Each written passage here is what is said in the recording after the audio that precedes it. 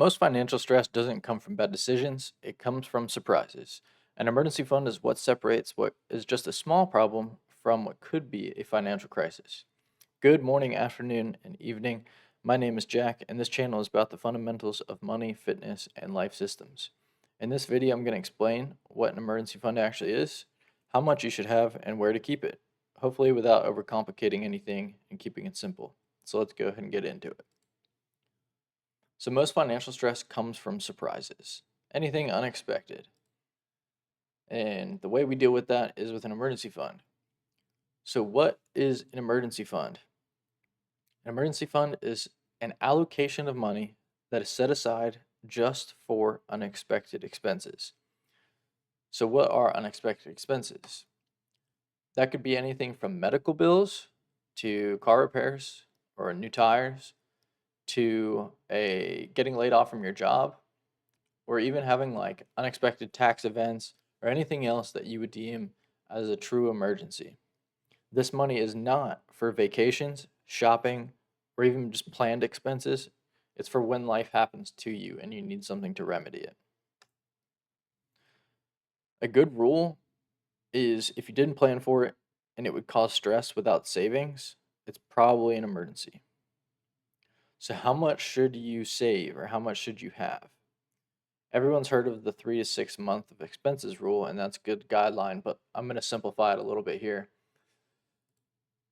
So, a good way to do this is to just start with $500 to $1,000 because $500 to $1,000 can remedy most problems like a medical bill, a small medical bill, or a small car repair.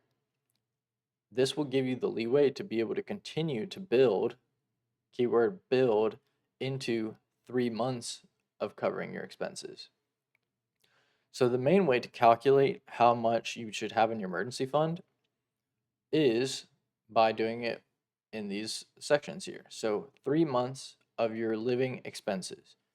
So really you would take like your housing costs, your food costs, your water, electricity, anything that like is a necessity to keeping your like entire life intact, gasoline.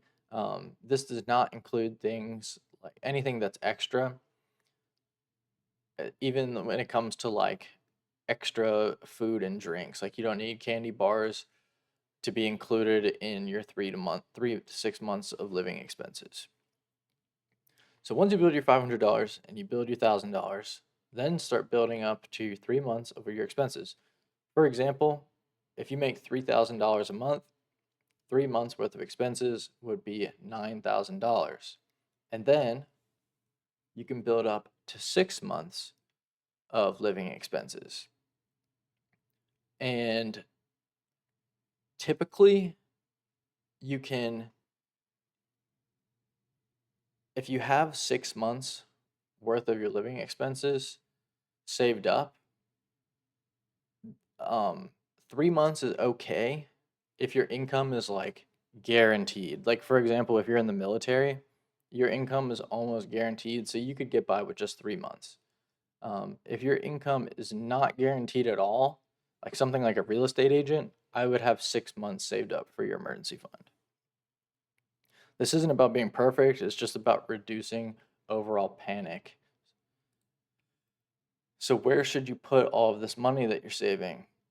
In my previous video, we talked about high yield savings accounts, and that pretty much fits the billet for being one, easy to access, two, safe, that earns interest, and four, with a possibly a small portion in cash. That's just, I'll go over this in a second. But so, number one, I would say your emergency fund should be easy to access. You should be able to get the money within a day, maybe 3 days max. And it should be safe, like it should not be invested or having any risk of losing money. And it should be earning some form of interest. So, a high yield savings account is where your emergency fund should be.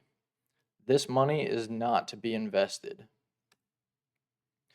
So, what are the common mistakes with a high yield with an emergency fund? So, Number one, people will try to invest this money.